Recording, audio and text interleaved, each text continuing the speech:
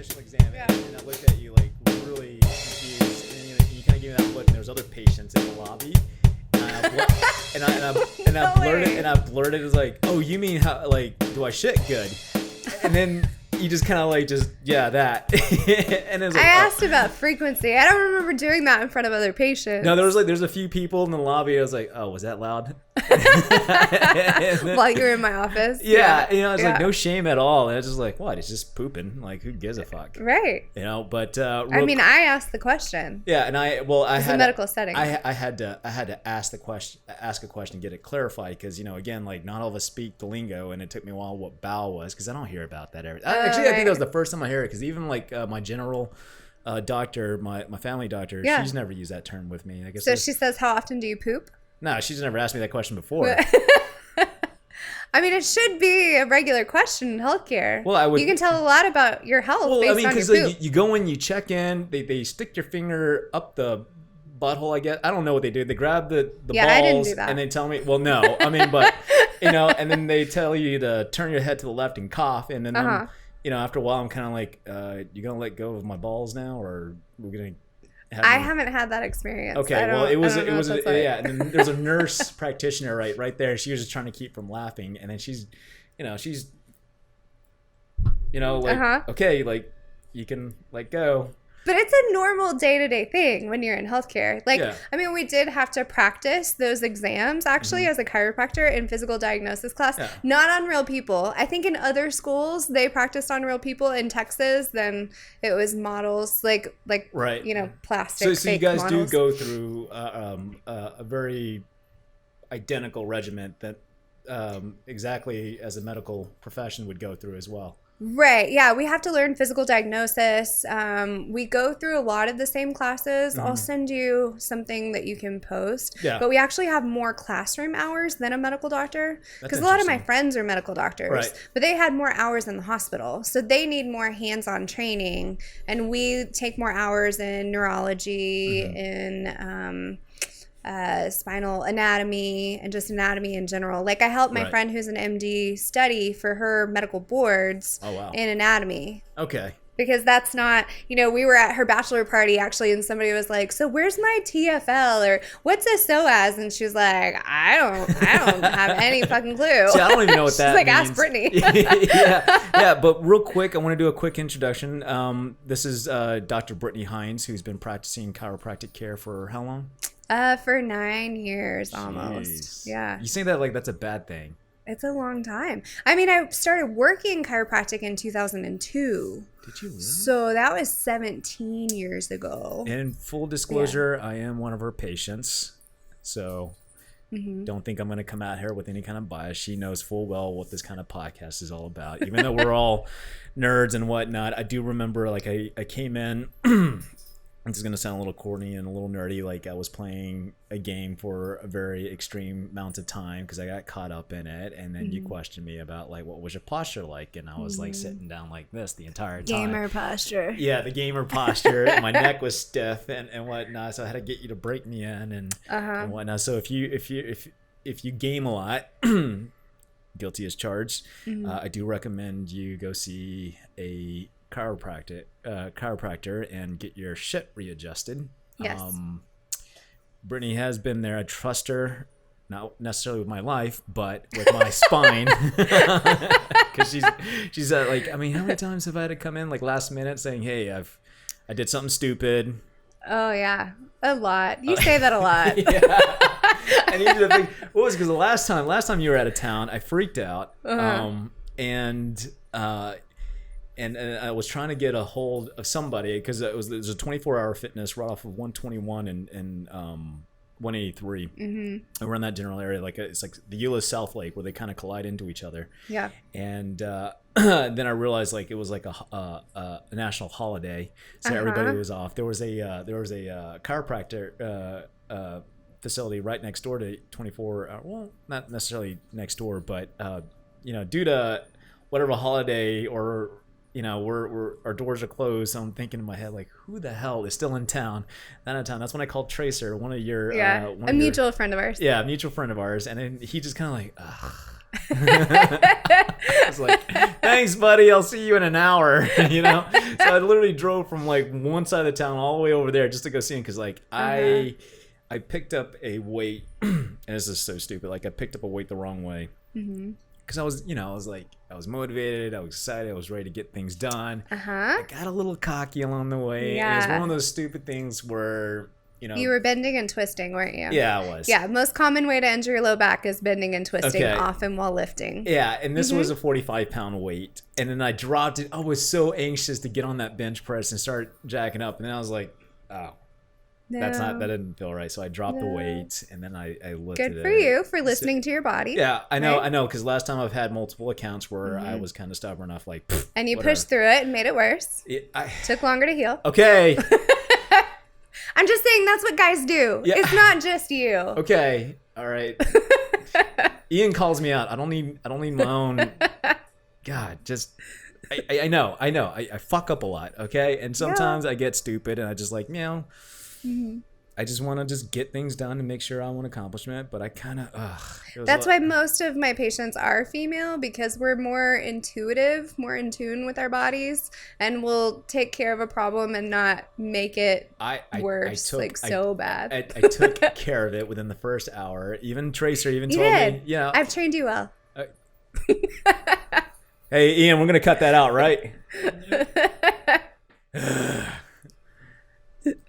I'll stop giving you shit. God, why is everybody giving me shit? Like, not today.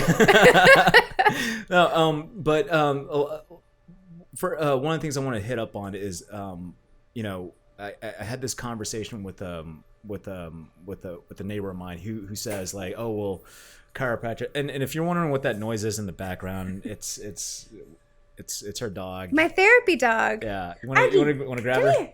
Come here. And that's the cute. Sir Argyle Freckles Martinez. Yeah, not pretentious at all. No. We'll call him Argy. At Sir Argyle. We'll leave that link down below in the description box. You can follow. It's like cuteness level 2000.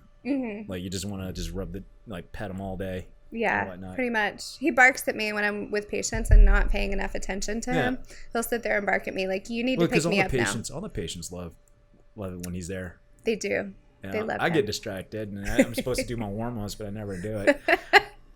And whatnot. But let's. I want to hit up on like some of the a little bit of the background of just chiropractor in general. A conversation did come up with one of my neighbors who we become good friends. I don't think you've met him yet. Mo, probably not. I don't think so. Okay. He's got his skepticism and whatnot, and ironically this is coming from a guy who's not in the best health conditions, who calls it bullshit, who smokes, who drinks, but he's a good buddy of mine. I love him to death, but I'm one of those guys who's open-minded and is like, this is a guy who's coming from, he's not exactly in the best shape, and he suffered many infractions with like car collisions and whatnot. He's done everything he could do, and he's telling me about like the story about like how chiropractor helped with hearing. Some I've heard this story before briefly. I never really looked into it. I've looked at chiropractic a little differently, as more as an alternative medicine versus like a cure-all, end-all, be-all. It's just part of my health plan. Yeah. What would you say to the so I have several things to say to that. Yeah, no, knock yourself out. So the first thing is that, when I was growing up, then we didn't see a chiropractor. And I'm jealous of the kids that grew up like in chiropractic, practicing healthy spinal hygiene. Right. So most people are taught that if you don't brush your teeth or you don't see a dentist, your teeth will fall out. They will rot and decay. And they don't know that your spine does the same. So when you see those old people that are hunched over and you hear words like bulging discs or osteoarthritis or degenerative joint disease, degenerative disc disease, those are all the same things. And those are preventable if you take care of your spine. And yes, part of that is chiropractic. And I don't think that you can, we call them chiropractic adjustments. I don't think you can adjust your way out of like a bad diet and smoking, and you're not going to be Superman just by getting adjusted. But it does remove interference from the nervous system, because your brain controls every single cell through your nervous system. And that's housed in your spinal column. So it's important that your spinal column is not decaying, that your vertebrae aren't fusing together. And you don't know the health of your spine unless you see a chiropractor. Now, I know that there are good and bad chiropractors, just like there's good and bad in every profession. There are people that I went to school with that I would not refer anyone to ever. I'm just going to be honest. And they're going to see this video and like, bitch. They don't know who they are. You'll never know. Is that right? She hasn't called me? All right, well, okay. But I will say, too, that it's surprising to me. I think our view on healthcare and wellness has changed in the last 10 years because, people our age have seen the baby boomer population put their faith in modern medicine and they're not getting any healthier. They just get sicker.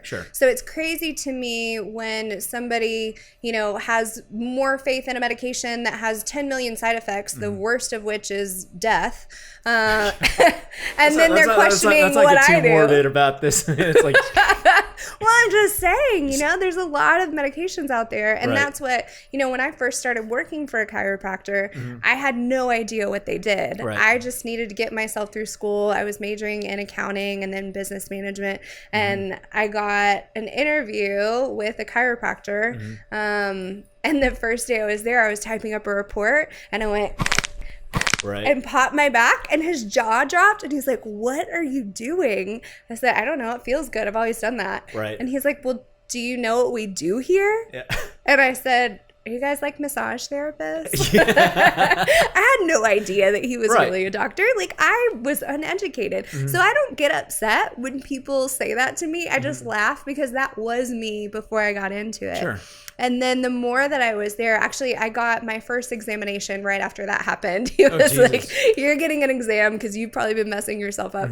And found out that my debilitating migraines that I was having all the time were related to a car accident I was in when I was little and broke this bone and made my neck curve the wrong way. Okay, you've never told me that story. That's new. So that's what happened. That's why my front 4 teeth are fake because I bit the dashboard in the car I was in 4th grade.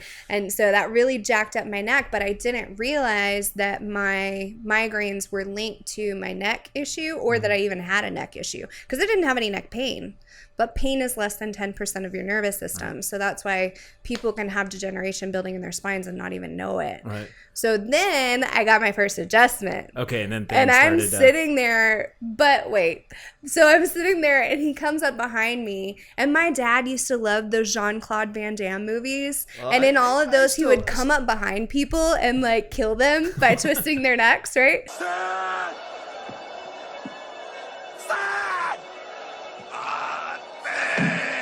And so is it like the grappling? No, I mean, there would be like sharpshooters. I remember one scene in particular. There was like a sharpshooter and he came up behind him and just grabbed his neck and killed him. And so when the chiropractor came behind me and adjusted my neck while I was seated, I was like, why is my new boss trying to kill me? Like, oh my gosh, I'm paralyzed. I'm dead. I just know it, And I didn't understand. And so I actually don't practice that technique. I don't think that there's necessarily anything wrong with it. But I wasn't comfortable with that technique, so I went more technologically advanced with my adjustments. They're very specific with a tool called the arthrostem. That's a joint stimulator. It taps the bones into correction 4 to 6 times further than one adjustment by hand. So that's why I get the results that I get. But that was my first experience, and that's how I got into it. Interesting enough, what usually it takes me, because usually when I injure my without shitting on me. I'll refrain from that. Just without shitting on me, like it usually takes me like 2 visits from you just to kind of get that shit worked out and whatnot, and then I'm back in the gym. Right, but you remember years ago, you and I went through spinal correction. We were coming in 3 times a week because that's when we see the biggest changes. Just like if you go to a gym once a week, what kind of results do you get? Well, I go like 4 times, 5 times. Yeah, because it takes at least 3 times to make structural changes to the body.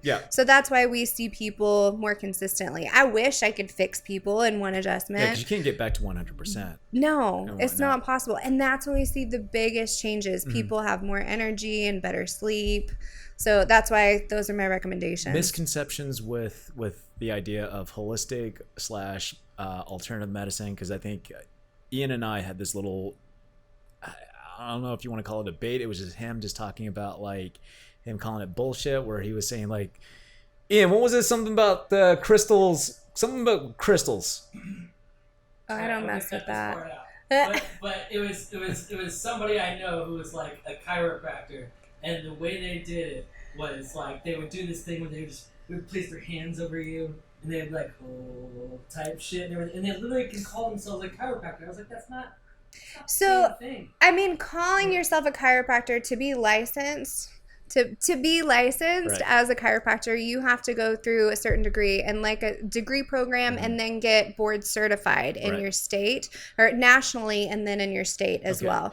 And so there's quite a process you have to go through, but that doesn't mean that they dictate how you practice chiropractic or stimulating the nervous system. So I have had friends that use crystals, and people who have come in and said, I saw this chiropractor and they were going to adjust my baby, but then they didn't even touch them. And I'm like, that to me is just, I understand that, you know, our bodies are made of energy. Everything has a positive and negative charge to it.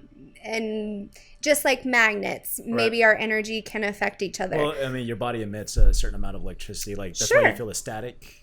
Yeah, but I don't practice that way because I have friends that are medical doctors, and so I decided I'm not going to do anything in my office that I can't explain to my MD or medical friends. Okay. So so there are some.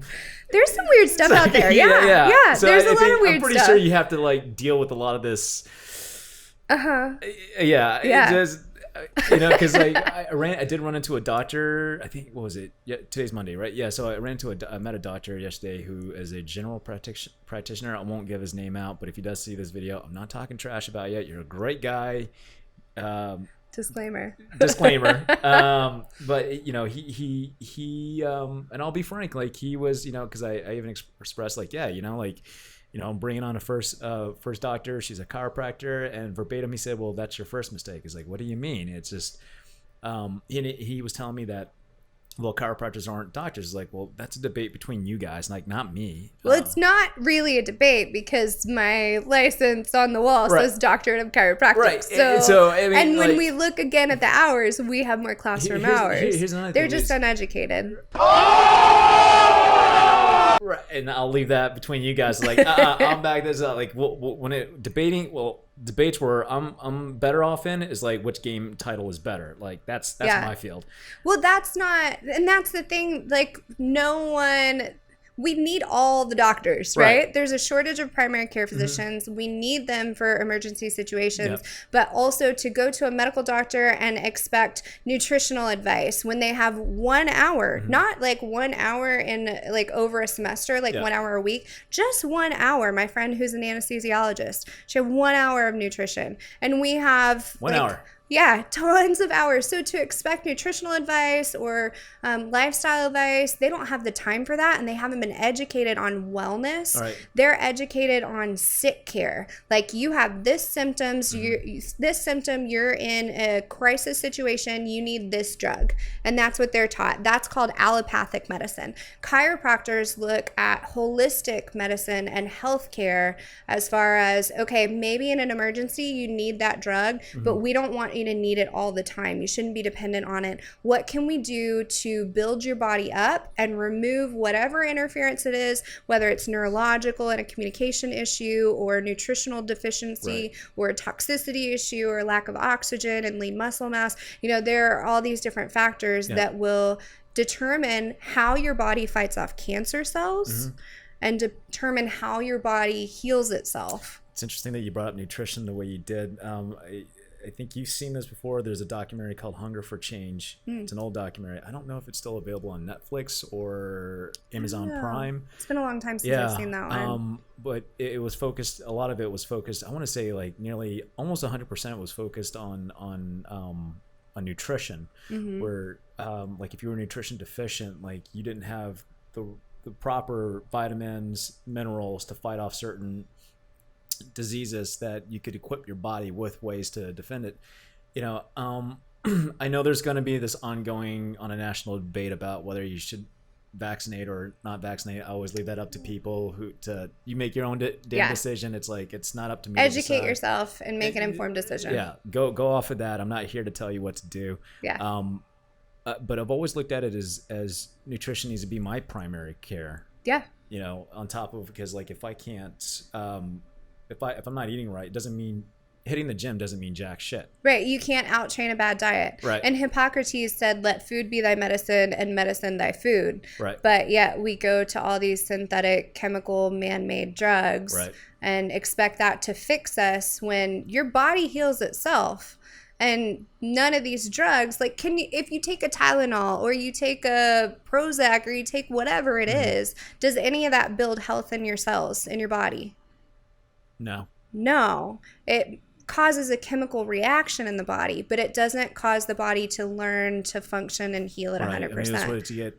T cells, I think, or the learning cells. I can't remember. I'm not a biology expert. I just vaguely remember what I could pull from my grade school or like. Yeah. You know. And that's in like the realm too of your immune system and your, vaccines don't stimulate the same natural T cells that you do when your body comes into contact with that disease. So building natural immunity is what you want to do. I've heard, especially because I didn't realize how many friends I had that were in the medical field where they struggled to see the results and whatnot. And I came across this video by a doctor named Dr. Ian out from Australia. I don't know what his last name is.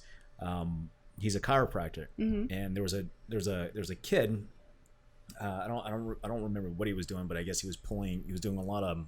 I know he's from Iraq, and the father was desperate to get him the help he needed because he was literally like this. Like literally, his spine was like this. I'm not sure if you've seen the video. Yeah, I saw it. And this was an old video, and then you saw him go through this process where, obviously he was in pain. Like nobody would touch him because of high liability. Yeah. They were fearful they were going to do more damage than good. But you had this doctor from Australia, a chiropractor, mind you, who literally took the chance to say, "I think I can fix him." Going through some basic. Stretches and whatnot. I mean, obviously he had to crack him in and he was in a lot of pain. Now, obviously, the average patients would probably opt in for spinal surgery of some sort. Yeah, which, I mean, it depends on the surgery. Like, absolutely, surgery is sometimes necessary. Of course, I'm not anti-surgery and anti-medication by any means, but you always want to try the least invasive thing first, especially when you're looking at a kiddo. Yeah. So, I mean, I used to work in a scoliosis institute, and we treated people naturally, but if we could get them in as kids, it was a lot easier for them versus the adults that came in with like 40 to 60 degrees of lateral curvatures in their spine. So, like, they have an S curve. Right, no, but this kid was like literally. This guy was hunched over the other way, but that's also a spinal alteration that was obviously helped by chiropractic because. Well, there's a lot of reasons for that. But when you're looking at surgery, like one of my best friends who's the anesthesiologist, Dr. Barnes, then she and I have talked about, she called me one time and was like, oh, you'd be so proud of me. I just saved this guy from having a cervical fusion. Yeah. And I was like, that's awesome. Yeah. How did you do that? And she was like, well, it's crazy how these surgeons, that's what they do. They cut. You go see a surgeon, they're going to tell you need surgery most of the time, right? That's how they make their money. Yeah. And so that was the only thing. They pay off their student debt. But. Yeah. Well, they don't have as much as we do now, just like old chiropractors. I mean, their chiropractic doctorate was 1/10 of what mine is. Really? Oh, yeah, for sure. And yet the cost of chiropractic care has stayed the same. Really? So, yeah, insurance reimbursements, it's crazy. And people come in and they're like, oh, I don't know if I can afford that. I'm like, well, I mean, I don't know what to tell you. I can't do it for free. Yeah, I mean, and then because like the chiropractic care insurance that I pay is only $50 a year. Yeah. With you, and it's like that's okay. I can do that. Right. That's why. Yeah, I come up with cost-effective ways, and I have a discount network that people can come in, and we do payment plans for people. Right. So if you're looking at $2,000 for a year of care to fix your spine and keep it maintained, versus like what do braces cost, or what's a day in the hospital cost you? Like, it's way more expensive. And mind you that the kid did not go through any kind of surgical procedures. You know, he went through a process. Yeah, it was arduous. Yeah, it was long. Yeah. This is not an instant fix. This is like to avoid any kind of surgical procedures taking place, which, you know, from what I can tell, or at least based from natural observations, like any kind of evasive surgeries will make your shit a lot worse. Yeah. So what happens is, especially spinal fusions, like I would say, you know, my friend Dr. Barnes and I agree that sometimes people need discectomies, especially if there's a sequestered or completely ruptured disc, to remove that ruptured disc matter that's pressing on the spinal cord. But what happens when they fuse the spine? So a spine is already degenerating and fusing together, and so they just accelerate that process. Right. When you fuse the spine, it doesn't move the way that it should. Right. If a joint's not moving the way that it should, then it's going to lack nutrients and decay at an accelerated rate. So when you accelerate that, then that causes the joints above and below to not be able to move, and they don't get the nutrients. And so most people that have a spinal fusion, they're gonna need another one in the joints above and below. And I've seen it happen over and over, and it's happened to family members. And when people come in and they tell me they're gonna get a fusion, I'm like, oh my gosh, please don't. At least not yet. Please wait. Let's just wait and hold off. But never, because you want those joints to move. It's so important to move the joints. They can now, there's a lot of new technology where they can add more disc space. They can add more, they can inject cement into the vertebrae to make it taller, to take stress off of the nerves and open up the nerve spaces. It's amazing what they can do, but the fusion, nobody should ever have. It's the last resort. Very, very last. If that, it's a never resort. Never, ideally never. But, okay, so I find this fascinating because, like, the previous discussion I had with this doctor, and again, like, I'm assuming he's a general practitioner, but from what I can tell, you consult with a lot of MDs yourself. Yeah. And you collaborate. And I get referrals from them. Okay. And OB-GYNs. So in other words, he's just shit talking. Yeah, I mean, it just depends on why the hostile environment between the two. I think it just depends on the relationship and who they've been exposed to. Yeah. So again, there's good and bad medical doctors. I hear those stories all the time from my friends who work in hospitals as MDs or nurses. Yeah. So, and there's good and bad chiropractors. So you just want to go to someone who's going to be thorough. I would never get adjusted by someone who didn't do a thorough exam, and who actually, I think it's important for everybody to have x-rays. And I do have friends who don't take x-rays, and I love them to death. But I still think everyone should have x-rays, because I see congenital anomalies, or basically like abnormalities in the spine that people are born with. Yep. I'll see fusions and degeneration. I'll see, angles and distortions. And it's important to me to be really specific with each of my adjustments to make sure that it's correcting those issues and preventing more decay. And if you don't mind, like, what's the retention, like, what's the turnover rate with your, because I see a lot of the same patients, but I'm kind of curious, like, what's your turnover rate with patients? You know what? I don't know that number right offhand. I see the same one probably over and should. over and over. Like, I mean, I've had patients that I've seen. I've had my own business for 7 years, and I've had patients that I've seen for 7 years. You're outgrown, and I'll be honest with you, I kind of miss the old office because it was more personable. Now it's just like, it was smaller. But I had to grow. I know. I had to serve the masses. Yeah, I know. I get it. You got to take care of your business. And I had to pay off my student loans. I get it. I totally understand. Real quick, because I think we're running out of time here in a little bit. You're located in Dallas, right? So for the next, what do you want to do something for audience if anybody want to visit you? Yeah, absolutely. For the first 5 people that call in, then we have appointments set aside for half off your exam and x-rays. And we'll leave that link down below in the description box. You guys can check it out. Let her know that Us in the Middle sent you. Highly recommend it. And again, that's me being a biased SOB, because I've seen her for how long? About 5 years. 5 years. Yeah. I still keep going back, and I'll probably be screwing up my back somewhere in the gym. And I know.